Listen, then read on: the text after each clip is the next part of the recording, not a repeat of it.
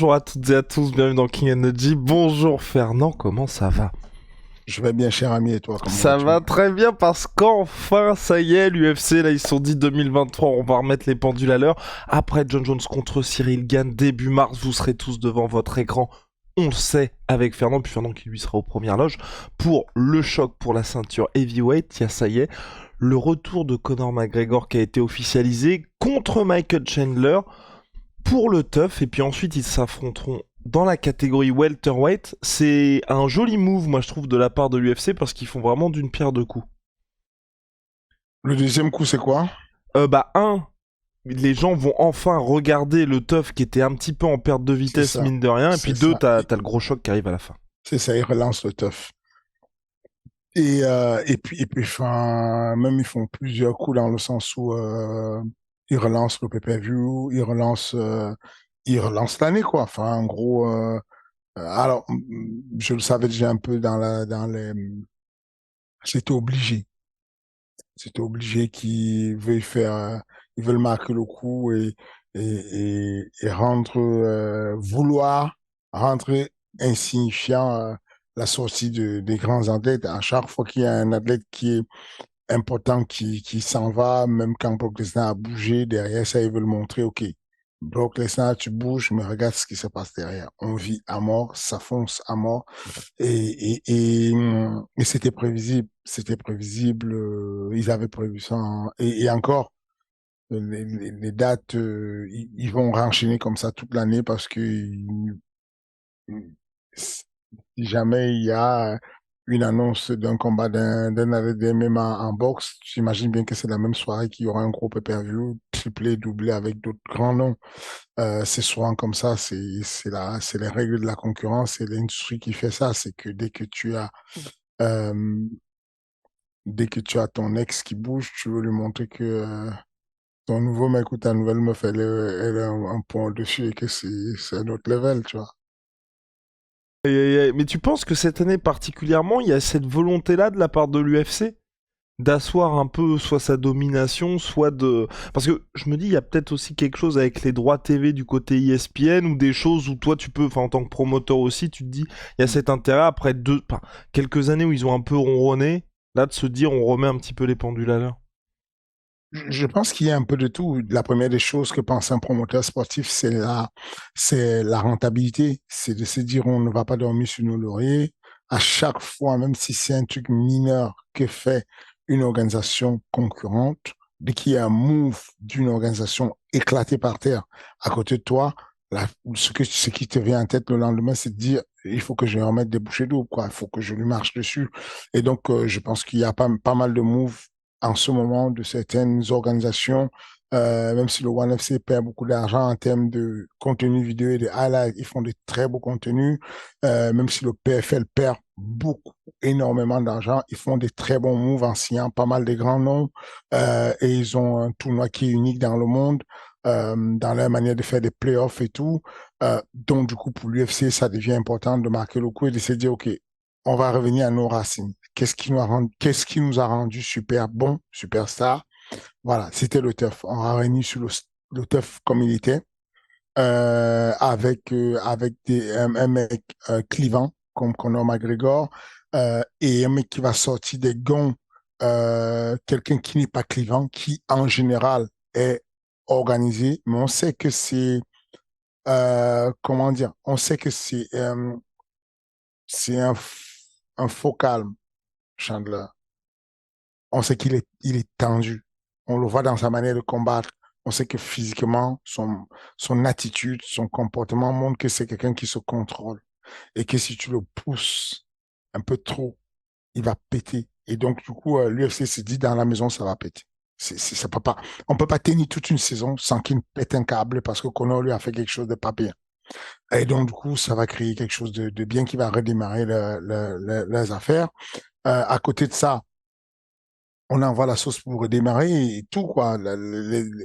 Autant ils ont eu pas mal d'événements parce qu'ils avaient un très bon contrat avec ESPN et donc ils ont laissé dormir tout ce qui était les achats en ligne voilà, en mode pay-per-view. Autant maintenant ils se disent, bon, on va relancer la machine et on va tester les gros vendeurs.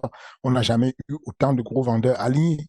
C'est, on n'a jamais eu autant de gros noms alignés back to back. C'est incroyable. Tu peux pas faire plus que ce qui, c'est que même les pires langues, même les pires mauvaises langues comme la sueur se calme là. Là, bah, bah, Oh, yo, bah, yo, yo, yo, il est bah, dur avec nous, il est dur mais tu avec nous. rigoles ou quoi? Quoi? Tu rigoles ou quoi? Regarde mon sweat. Vous, Regarde mon sweat. oui, mais parce que tu es un investisseur sur l'UFC, c'est que non seulement tu as mis un petit billet comme investisseur sur l'UFC, mais en plus de ça, tu es quand même un détracteur de l'UFC parce que ça ramène l'argent des détracteurs de l'UFC.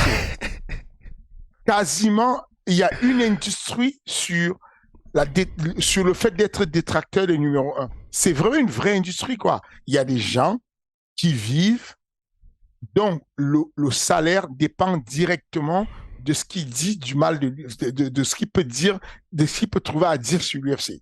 Ah, c'est la réalité. Donc aujourd'hui, euh, toi, tu connais les chiffres et tu sais que ça clique plus quand tu peux allier le peuple avec toi et que tu es populaire et que tu fais du populisme en disant, ah, ils ont encore fait ci, ils ont encore fait Non, ça. après Fernand, je sais pas si tu partages ton avis, mais moi j'avais trouvé ça un peu fort de café, mine de Oui. rien, l'enchaînement décembre-janvier en termes de Mm. pay-per-view, tu vois. Et quand je me mets à la place du public américain, demander 80 $ pour Blakovic en C'est une Calais, mauvaise langue. Ce n'était pas encore 80 dollars. Ce n'était pas encore 80 dollars. pour On était à 70 75, dollars. Voilà. 75, quand même. Oui. Moi, attends, que je m'explique encore. Vas-y. Parce que quand je prends cette posture, les gens pensent souvent que je suis un grand fan de l'UFC. S'ils savaient en dessous ce qui se joue et les guerres que je mène en dessous avec l'UFC, il y a des gens qui font des guerres publiques. Moi, je fais des guerres en dessous avec l'UFC par rapport à d'autres choses. Sinon, on n'aurait pas cet équilibre. Sinon, il n'y aurait pas le respect qu'on a entre l'UFC et Ares. Rappelle-toi juste que on a dit non à un athlète qui devait passer d'Ares à l'UFC. Tout le monde était d'accord que ça va être très chaud pour Fernand Lopez avec l'UFC parce qu'il a osé dire non, puisque il y a eu vraiment les avocats de l'UFC qui se sont mis en route en disant nous, on veut Slim. Et tu dis non, vous me devez quelque chose, vous pouvez être les boss, vous pouvez être machin, mais voilà les droits. Les droits disent que vous me devez ça, vous ne pouvez pas faire ça. Donc, si tu veux, quand il faut défendre les droits, j'ai pas de problème à défendre les droits. Quand il faut, je dis juste que j'aime quand on se met dans les chaussures de celui qui est en face de nous avant de le critiquer. Et je dis que c'est une habitude qu'on a pris à notre petite dimension, nous, à Rest, en France. On est d'accord que ça fait du bien à la communication de taper quand même dessus parce que on sent qu'il y a un delta et on s'est dit, bon, c'est là où ça se joue. Que tu dises du bien ou du mal, ça communique un peu dessus parce qu'ils sont dans l'actualité constante avec des vrais combats, des vraies oppositions, de la vraie communication. On est dans du vrai, quoi. On est dans des vraies oppositions où c'est extrêmement équilibré. Tout le monde, tous les jours, tout le monde joue sa vie sur Arès. Tout le monde joue sa carrière sur Arès. Il n'y a pas un moment donné où le gars vient et dit, ah non, je suis confortable, là, je fais un petit combat sympa, je rentre chez moi. Ça n'existe pas chez nous. Maintenant, je dis juste que vous avez, les médias, hein, je ne pointe pas que la sueur, vous avez constamment quand même été dur avec l'UFC. Quand ils font la moindre erreur, vous ne les loupez pas. Et vous allez très loin en disant, bah non, non, c'est bête, quoi, ils auraient dû faire ça, ils auraient dû faire ci. Et donc, ça me fait plaisir de voir que vous êtes complètement d'accord que ça s'enchaîne violemment bien. On démarre l'année d'une manière Ah incroyable. non, mais quand Hein. c'est très bien, Et faut le dire. Quand c'est moins bien, faut le dire voilà, aussi. ça a Voilà. commencé en mars et tout, avec John Jones Reed, et on s'est dit, bon, Même là, hein, oui, on va en parler là. voilà. Oh, et on s'est dit, bon, euh, c'est déjà pas mal ce qu'on est en train de voir là entre Marachev et puis ensuite tu vois, il y a John Jones, ensuite tu vois, il y a machin, et tu vois Masvidal, et tu vois des gros noms qui reviennent, Pereira, euh, tu vois Adesanya, et là tu te dis, bon, là, 2023, ils se sont énervés les beaux.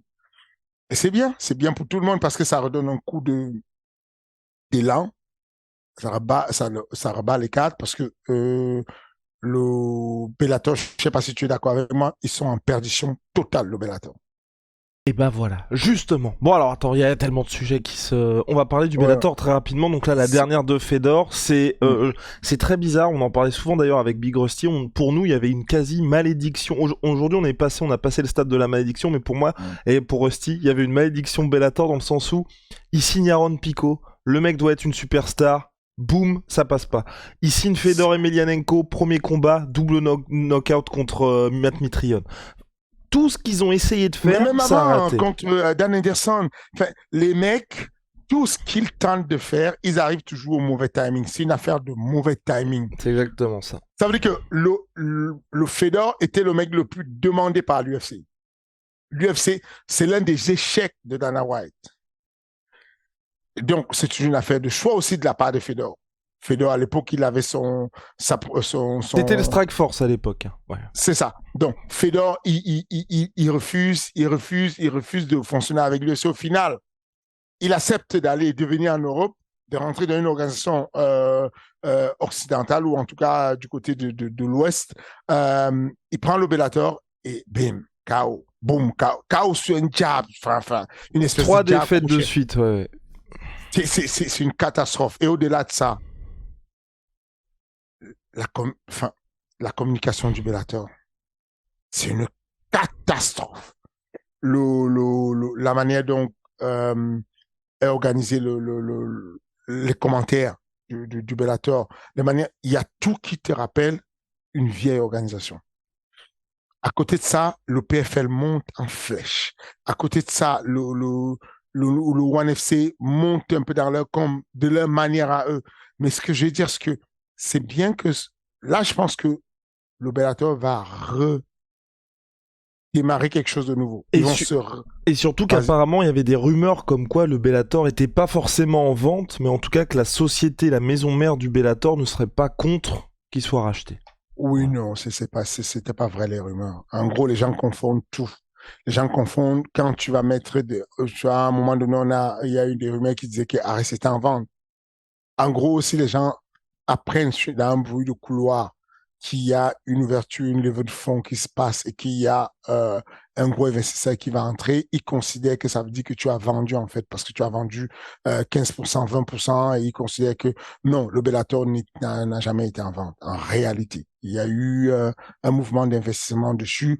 Le Bellator, je ne sais pas si tu sais qui est derrière le Bellator ou quelle est la grosse télévision qui est derrière le Bellator, mais le Bellator a Ah oui, c'est beaucoup. les plus riches, oui, c'est Viacom. Ouais. Voilà, Viacom, ils ont beaucoup plus d'argent que ils pourraient acheter 10 fois l'UFC s'ils voulaient. C'est pas la question. C'est une affaire de l'énergie, de la quantité d'argent qu'ils y mettent et surtout de la compétence terre à terre individuelle de chacune des personnes qui a été formée dans le Bellator. Depuis que le Bellator existe aujourd'hui, je ne vois pas une bonne évolution dans ce qu'ils font. Et pourtant, regarde le paquet de légendes qui étaient. Il y avait quasiment tout le monde. Il y avait les frères, comment ça s'appelle, les frères Gracie, Pétis tu avais les aussi. Shamrock, Non, pardon, les tu frères avais... Pétis, non, juste Sergio, autant pour moi. Non, Ouais. non, voilà. Non, je te parle vraiment des gars qui sont dans le panthéon, quoi. Randy Couture, Chuck Liddell, enfin, Rampage, j'avais un parterre de malades. Ouais, pour la Mais dernière de avec, Fedor, ouais. voilà. Mais avec ça, tu ne fais rien. C'est dur, tu vois. Donc, je pense que l'UFC remet un coup d'accélérateur, ça pousse tous les autres organes qui étaient à côté à remettre un peu un coup d'accélérateur parce qu'elles perdent, elles sont en perte de vitesse. Et puis voilà, c'est bien pour tout le monde, ça fait du bien. Et Moi, donc, j'apprends de ça, je regarde ce qu'ils font et ça m'intéresse. la dernière de Fedor, t'en as pensé quoi? Moi, j'ai juste trouvé ça un peu. Enfin, c'est juste la piqûre de rappel qu'effectivement, il a peut-être combattu un peu trop. Moi, je ne focalise même pas sur Fedor. Je te dis la Fat 4. Non, Mm. c'est pas terrible. C'est pas assez normal qu'il fasse des PPV à moins de 20 000 ventes, quoi, 15 000 ventes. Enfin, non, enfin, qui est au courant? Mm. Oui, Fedor, c'est une grande légende pour des gens de ma génération. C'est l'empereur. Mais les petits jeunes qui arrivent là, quand tu dis Fedor à un jeune là qui est le fan qui est le fan de Sean O'Malley, tu crois qu'il y a un fan de Sean O'Malley au courant de qui est Fedor? Bah, sauf que le fan de Sean O'Malley, c'est lui qui achète tout. Donc, non, c'est mauvais timing de la part du Bellator, un mauvais moment, mauvais combat pour Fedor. Euh, Même le match, enfin non, non, c'est pas terrible. Bon bah voilà, en tout cas moi j'étais assez triste mine de rien qu'il parte dans ces conditions et c'est vrai que pour le coup c'était à partir de vendredi je crois je me suis rendu compte qu'il y avait la dernière de Fedor parce que c'était complètement passé inaperçu. Personne au courant, tu découvres ça au passage sur Twitter quand tu vois un tweet qui passe, tu C'est ça, n'étais même pas au courant, c'est horrible. ouais exactement. C'est terrible pour une grosse organisation comme ça, tu vois. Et donc, non, je trouve ça bien pour tout le monde, qu'à chaque fois, il y ait les cadres qui soient rebâtis, que ça redonne du courage. À chaque fois que moi, je suis battu, que je suis dévancé, ça me remotive à accélérer, remettre un coup d'accélérateur. Et donc, c'est ce que va devoir faire Scott. Ouais. Scott Coker, président du Bellator. Fernand, revenons à nos moutons. Connor Michael Chandler, tu voulais ce combat-là cette année. Il va avoir lieu. Ça va être le round, le premier round le plus explosif de l'histoire du MMA. Qu'est-ce qui va se passer? Ah, ça, je n'en sais pas Bah, grand-chose. déjà, est-ce Ce que que tu je penses sais, que ce qu'ils iront à la décision ou pas? non. Ouais, Non, je ne impossible. vois pas la décision. Je pense que euh, je pense, honnêtement, j'aimerais que Conor gagne, mais je pense il va se faire mal. Pareil, moi, Euh, enfin, pour parce le que sport a besoin de Connor, mine de rien. c'est ça, le sport, sportivement parlant, le sport a besoin de Conor, mais c'est dur de contrôler la tempête de ce mec et Conor n'a plus un bon menton, qu'on est fragile, qu'on est vieillissant. Voilà. Après, il faut qu'on se dise la vérité. Michael Chandler prend trop de coups. Il prend trop de coups, c'est abusé, tu vois. Après, il tient bien la route, mais il prend trop de coups. Et donc, avec la précision de Connor, si Connor a encore un temps, ça peut le timing, peut-être il peut le clipser à un moment donné, mais je pense qu'il y a quasiment pas de... C'est dur. Je vais partir sur un gros chaos de la part de Chandler. Oh, c'est terrible. C'est terrible parce qu'on est d'accord que sportivement, du côté de l'UFC, même toi, c'était tes promoteurs, c'est le mec le mieux classé qui est le plus favorable à Connor dans cette catégorie lightweight. Et c'est le meilleur truc qu'on puisse faire pour Connor.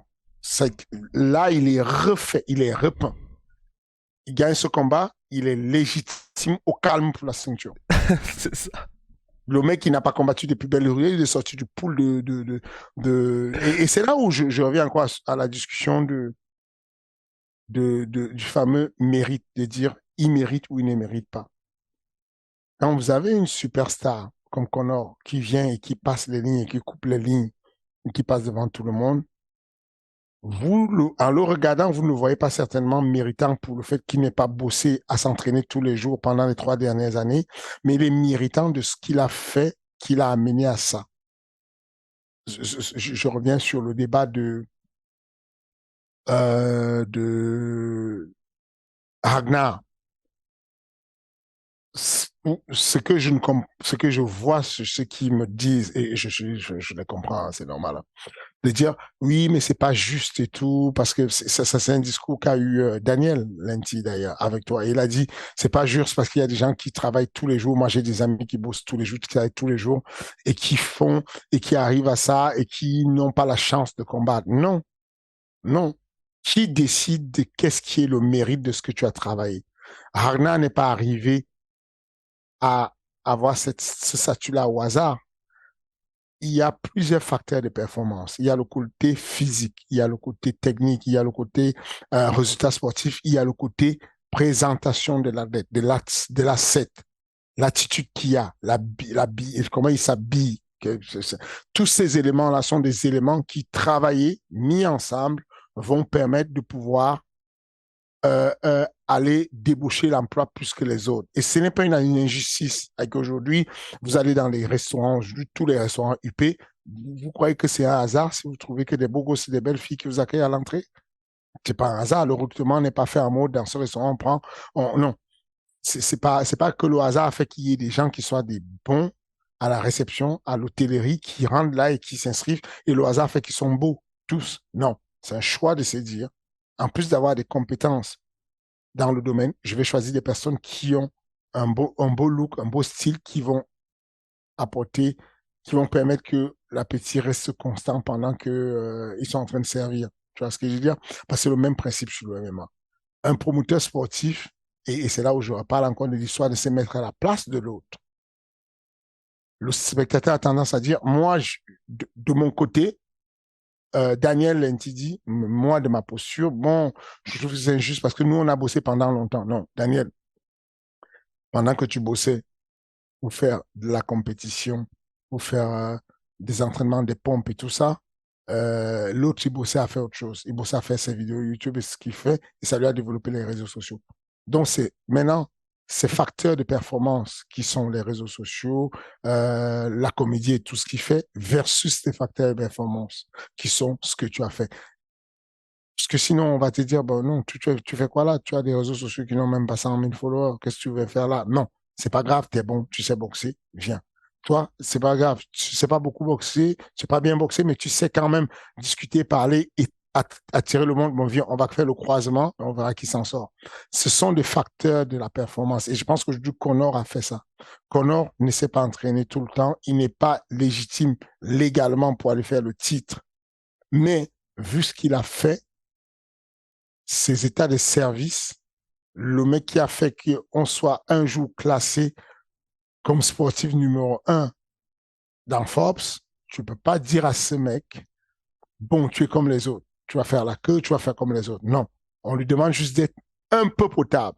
Si tu peux gagner un combat contre Chandler, alors on te remet en orbite. C'est une réalité qu'il faut accepter, les gars. C'est pas toujours, être juste dans la vie, c'est pas autre chose que ça. C'est d'accepter de combiner tous les facteurs de la vie et voir ce qui peut te mettre en pole position par rapport aux autres. Et tu penses pas aussi que ça peut être une bonne chose pour Connor? Enfin, pour moi, c'est une bonne chose qu'il soit coach du teuf où ça va le remettre un petit peu dans un contexte sportif, tu vois. Et qu'il va un petit peu être avec la masse de combattants, retrouver toute cette culture-là.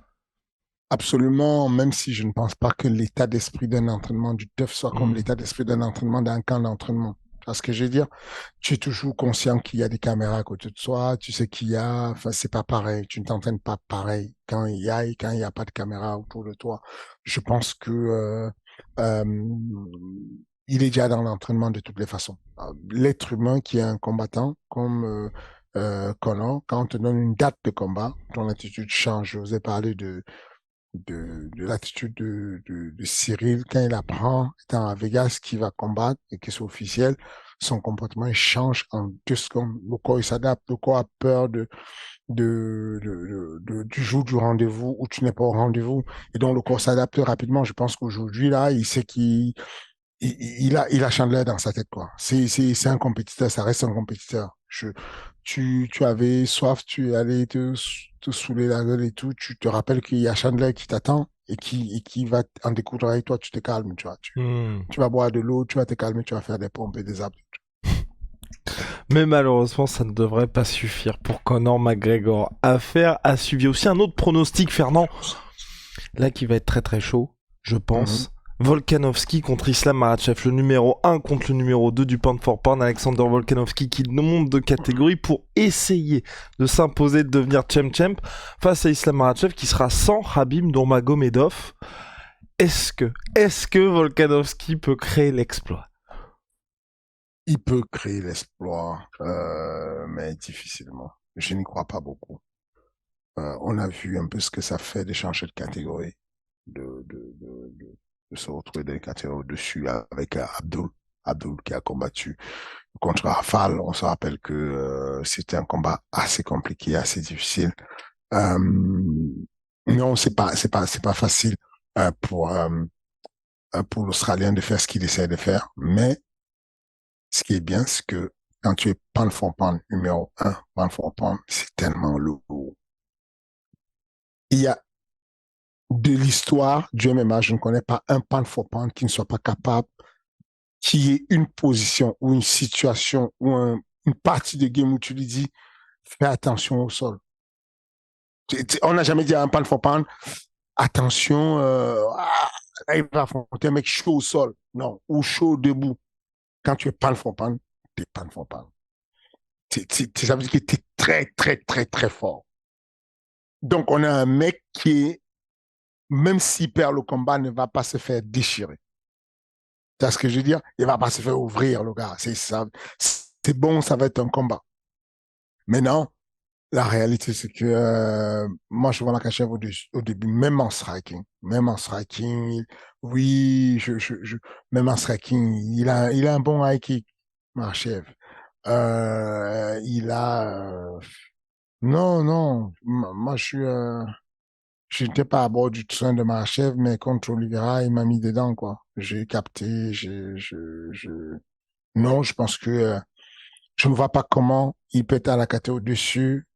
Il peut sortir d'un combat comme celui qu'il a fait contre Oliveira, tu vois. Je pense que c'est chaud. C'est chaud, mais il est courageux quand même. Euh, Il peut faire Comment quoi, Volkanovski, justement, pour réussir Volkanovski à s'en sortir? Parce que c'est un Volka- peu un Cyril contre tous les lutteurs qu'il affronte aussi. Enfin, dans la philosophie, ou pas? Non, Ok. non, je ne pense pas. Enfin, attention, il lutte. Hein. À chaque fois, on dit qu'il ne va pas lutter, il lutte. Hein. C'est Volkanovski, il se débrouille. Hein. Il n'est pas le gars qui. Mais est-ce qu'il peut stopper Je sais pas. Je ne pense pas qu'il puisse stopper la lutte de Makhachev. Je ne sais pas comment il va faire. Je pense que la seule solution pour qu'il gagne, c'est qu'il soit en ultra distribution de tous les domaines. En gros, pour que Volkanovski s'en sorte, il faut qu'il soit numéro un en volume de coups, numéro un en vitesse de coups, numéro un en volume de kicks, numéro un en défense de sol, d'amener au sol. Donc, il est une vision sur les timings possibles de Makhachev. Qu'il soit numéro un en scramble, quand il tombe, qu'il se relève tout de suite. Tu vois, tous les domaines dans lesquels il doit être au-dessus. Quand je dis numéro un, c'est au-dessus de Makhachev. Il ne peut pas se permettre, OK, même s'il n'est pas au-dessus, il faudra qu'il puisse avoir un jeu équitable avec Makhachev en boxe, en vitesse, en volume. Je ne parle pas de puissance, juste vitesse-volume. Qu'il puisse avoir un jeu de déplacement qui permet d'annihiler les tentatives d'amener au sol. Il faudrait qu'il puisse avoir un scramble excellent et que quand il tombe, qu'il puisse revenir debout. Il faudrait qu'il puisse, bref, il faudrait qu'il soit dans son A-game. Makhachev, dans son B-game, peut gagner.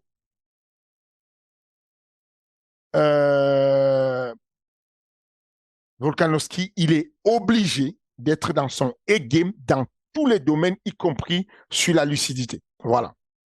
C'est aussi simple que ça. Compliqué, du coup. Compliqué.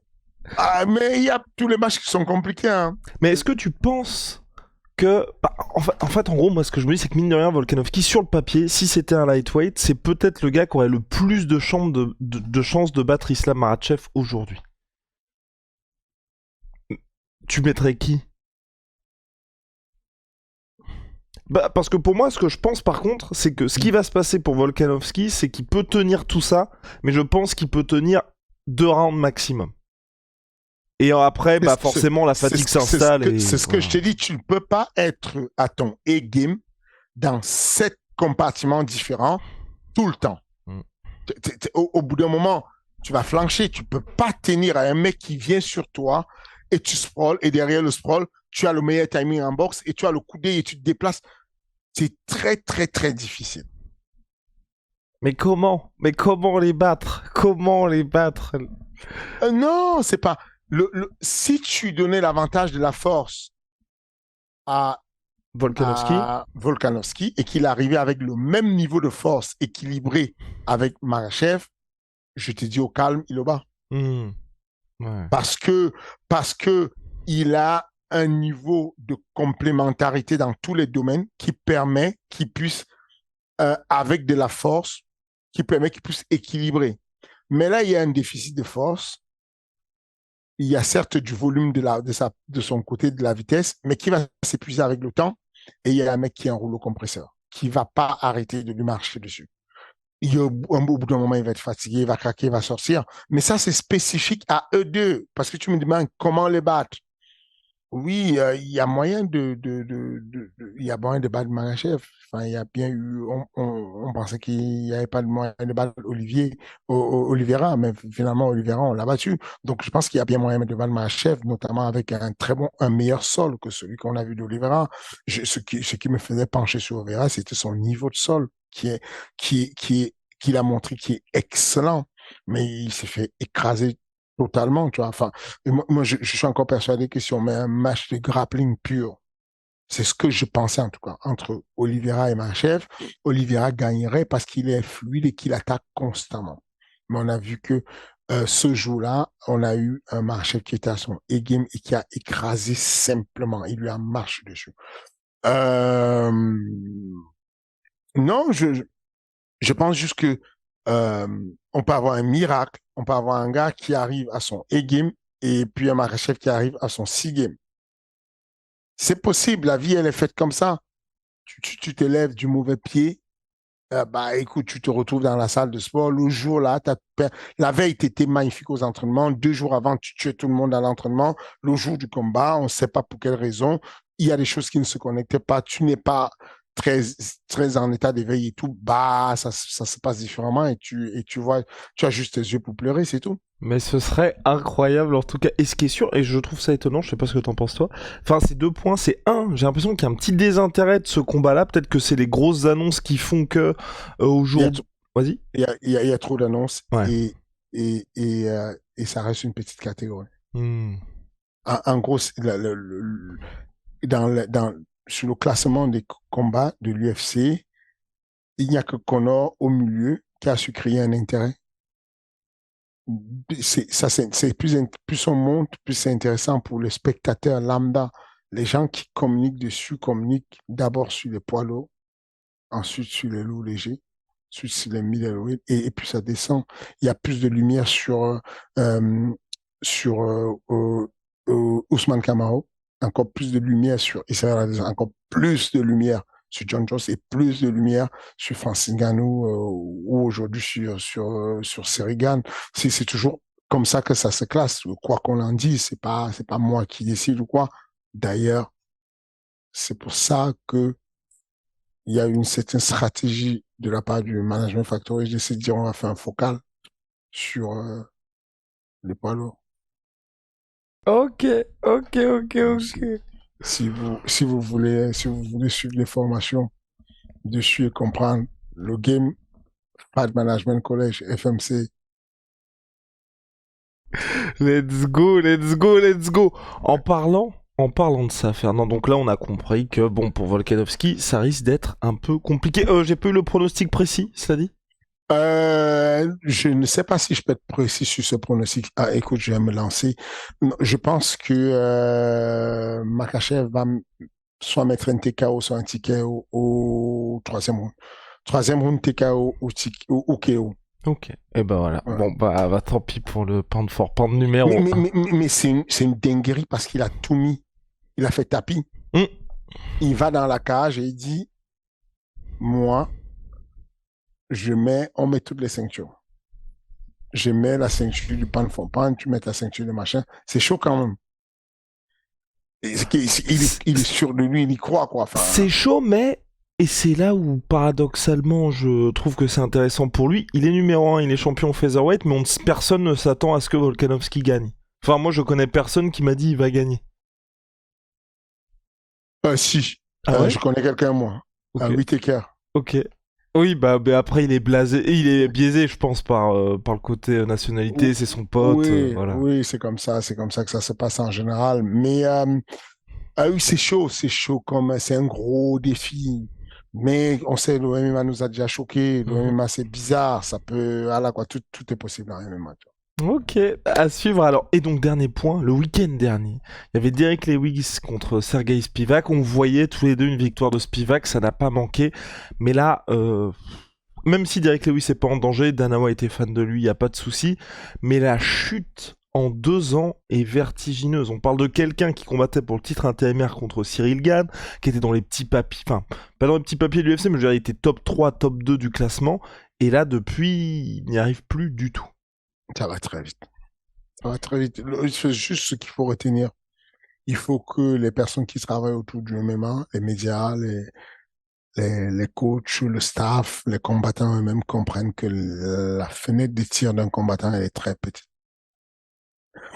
Et il faut make the most of it, quoi. Il faut en tirer le meilleur parce que ça va très, très vite. C'est un média, un promoteur sportif, un manager, un entraîneur, il voit les combats arriver, les combattants arriver et partir. Il va arriver et partir. Je suis pas un ancien, je suis pas un vieux, tu vois, mais je vois j'ai déjà vu beaucoup de générations de combattants arriver, disparaître et tout. Ça va très vite une carrière finalement. Et ça me fait, moi, je suis un grand fan de Derrick Lewis. Et ça me fait chier de le voir déjà vers la fin, quoi. Je pense qu'il est euh, il approche déjà il approche la fin, quoi. Ça va commencer à être difficile. Et Je pour pense toi, vas-y, ouais. il n'y croit même plus Mm, beaucoup. ouais, exactement, c'est ce que j'ai trouvé aussi moi dans ce combat-là, où il y avait, par rapport aux Il, autres, où mine de rien, à chaque fois il y avait ces moments. il n'y croit plus beaucoup parce que Spivak, c'est pas non plus, c'est bon. Mm. Tu vois, Ah, il a demandé John Jones, hein. il est bien, il se débrouille bien, il a ses petites projections de judo gentilles, mais c'est bon. Ce que je veux dire, c'est pas, Euh, je m'attendais pas à ça parce qu'à l'époque, mine de rien, ce qu'on oublie, c'est que Derrick Lewis, il a souvent été athlétique, hein. Il faisait des trucs incroyables avec son corps, tu Bah, vois. contre Lennox, par exemple, ouais. Ah oui, il avait des bonnes défenses d'amener au sol, il se roulait bien, il tapait très fort, il repoussait le bassin. Là, bah, bon, voilà quoi, c'est difficile, ça devient de plus en plus dur. Et pour toi, c'est Hmm. possible d'enrayer parce que, enfin, je sais pas comment dire, on l'avait vu un petit peu plus affûté, comme quasiment à chaque combat, il y avait des motifs d'espoir. Est-ce que, ou toi là, t'es dans une situation, t'es à la place du coach de Derrick Lewis, tu dis bon, on a bien taffé, fin de chantier, Non, et non. non, non, faut pas encore sonner le glas. Non, non, non, non. Il a encore quelques combats. C'est tôt d'arrêter. Il a encore quelques combats. Il n'a pas pris des gros dommages. Il n'en a pas pris beaucoup, tu vois. Donc ça va. C'est juste que, je pense qu'il y a le côté motivation qui manque parce que tu le vois physiquement qu'il est affûté, tu le vois physiquement qu'il se bat pour rester sportif, pour rester mais je pense il est sur une courbe basse, quoi. Ça ne va pas. Il y a quelque chose qui ne va pas. Et puis simplement, qu'est-ce que je te dise? La défaite, ça existe. Comme je dis souvent, tu arrives, tu perds. Bon, bah, il suffit qu'il y ait 2 défaites, 3 d'affilée, bah, tu n'existes plus, même si c'est pas, non, il perd, c'est tout. Et je pense il est encore jeune, il a encore quelques combats à faire. Mais j'espère juste qu'il va retrouver j'espère aussi que l'UFC va lui descendre un peu pour qu'on lui trouve on le remette à la porte du top 20, qu'on lui donne un peu la chance de se refaire un peu. Il va éclater 2 ou 3 têtes. Et puis voilà, parce que il est très entertaining. Il est très, comment dire, il apporte beaucoup de show lors des Fight Week, lors des pay-per-view, lors des press conférences. Et c'est génial. On a encore besoin de lui. Sportivement, ça devient difficile, mais on peut encore faire quelques combats avec lui. Et là, quand t'as des athlètes qui arrivent aussi vite, comme tu l'as dit, où la fenêtre de tir est extrêmement réduite, est-ce que tu penses que là aussi ça évolue aujourd'hui en MMA, au global? Qu'est-ce qui évolue? La durée de la fenêtre Ouais, de tir, ça? exactement, ouais. Non. Non, je pense juste que les gens sont un peu plus intelligents. Je pense juste que les athlètes sont de plus en plus intelligents comme comment dire, Rabib. Rabib, il réfléchit, il s'est dit, la carrière, elle est courte. Pourquoi je vais attendre que je baisse en qualité pour sortir? Pourquoi je vais pas sortir avec toutes mes honneurs? GSP, pareil. Je pense que Cyril Gane, moi, je le vois encore au début de sa carrière, Cyril Gane, mais lui se voit déjà au bon milieu avancé, tu vois. Enfin, lui, euh, si ça se passe bien et qu'il gagne correctement pour mettre à l'abri sa famille dans trois, quatre combats, il pourrait dire au revoir. Tu vois, Cyril est le genre de mec qui pourrait dire bon, le King, c'est bon là. Tu vois, c'est du jour au lendemain, il pourrait dire le King, c'est bon là, moi je vais faire autre chose. Viens, on a des sociétés, viens, on va travailler sur ça, on va faire ça et tout. Moi, c'est bon. Tu vois ce que je veux dire? Je pense juste que les gars sont de plus en plus intelligents et qui se disent pourquoi je vais me ruiner ma vie là? Les jeunes investissent beaucoup plus tôt, ils mettent un peu ils posent des investissements et donc du coup ils sont tranquilles, ils sont à l'abri, ils peuvent sortir gentiment du game sans se faire humilier, sans se mettre mal à l'aise. Je pense que c'est ça, c'est tout. Je ne pense pas que les carrières durent plus longtemps. Je suis vraiment persuadé que tous les week-ends, vous allez là, vous allez faire votre combat et vous avez une fenêtre de tir de 3, 4 jours entre le samedi, le dimanche matin quand vous avez combattu, le mardi d'après. Le mardi d'après, Fed Matrix remet les comptes à zéro et on parle de la FAT qui arrive la semaine d'après. On vous a oublié complètement. Je le vois sur Arès, tu arrives, tu combats le vendredi, donc samedi, ça parle de toi, dimanche, ça parle de toi, on arrive mardi, on est déjà en train de parler de la FAT 4 d'après. Le même soir, on a déjà changé les habillages de tout Arès et tout, enfin, on passe à autre chose. L'UFC, c'est pareil.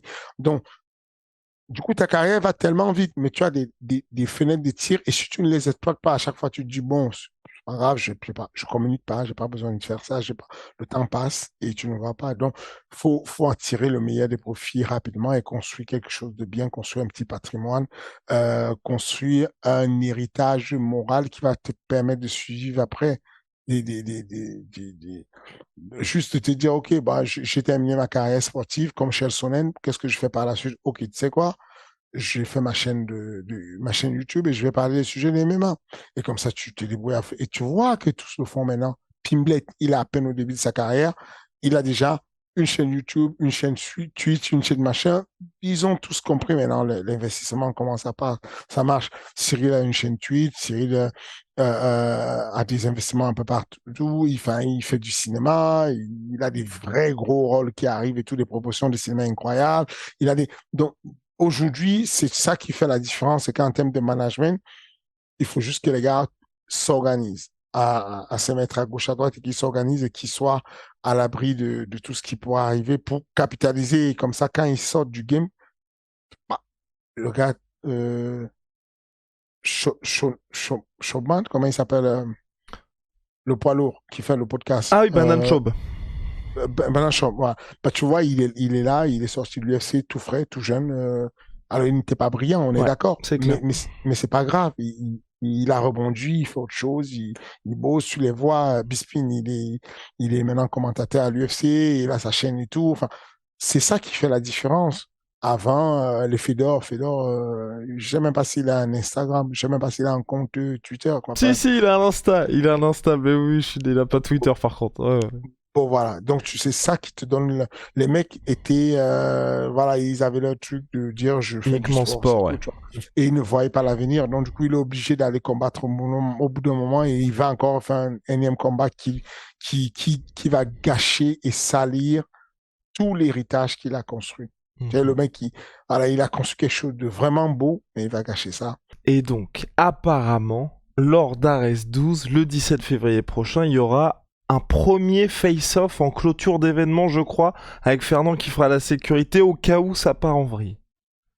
Moi, non, je pense pas que ça va aller en vrille. Mais effectivement, il y aura la possibilité sur Ares 12, le 17 février au Dôme de Paris, de savoir si finalement Mathias Ragnar, le Breton, va demander des excuses et se retirer du combat.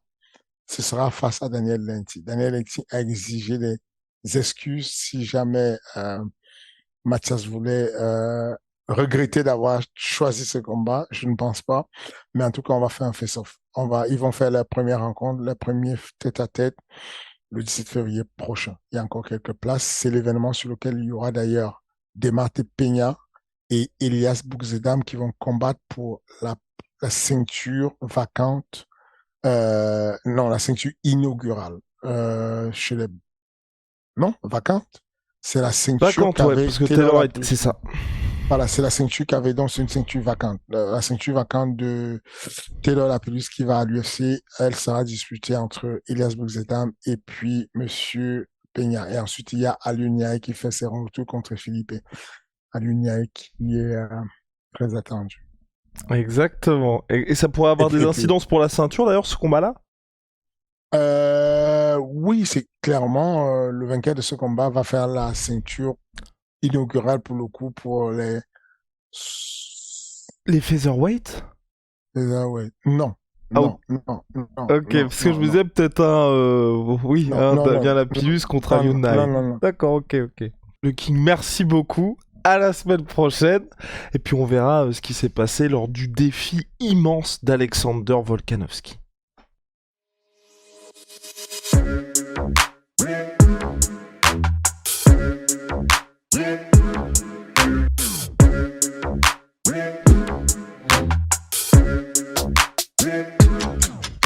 On pourrait trouver payé